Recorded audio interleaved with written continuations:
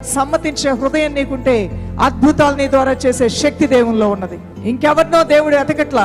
ఇంట్లో రక్షింపబడిన నీ మీదే దేవుడు ఆశ పెట్టుకున్నాడు. నువ్వు ప్రార్థన చేస్తే నీ ఇంటి వారిని రక్షించాలని, నీ బంధువులకు విడుదల ఇవ్వాలి, నీ రక్త సంబంధం నీ గ్రామాన్ని, నీ వీధిలో ఉన్న వారిని రక్షించాలని దేవుడు నీ కోసం ఆశతో ఎదురు చూస్తున్నాడు. నువ్వు నోరు తెరిస్తే నీ నోటి నింపటానికి ఆయన సిద్ధంగా ఉన్నాడు. నీ అవైలబిలిటీ దేవుడు కోరుతున్నాడు.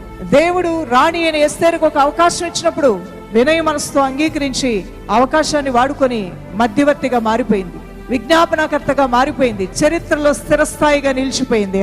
ఆమె సొంత అవసరం కోసం వెళ్ళలేదు రాజు దగ్గరికి, తన ప్రజల కోసం వెళ్ళింది. దుష్టుడి యొక్క తంత్రములో చిక్కబడిన తన ప్రజల కోసం వెళ్ళింది. ఈ రోజున అపవాదైన సాతాను దొంగ, దోచుకునేవాడు, దుష్టుడు, నశింపజేయవాడు, నాశనం చేయడానికి, దొంగతనం చేయడానికి, చంపడానికి వాడు వస్తాడంట. ఏంటది? ఆత్మ.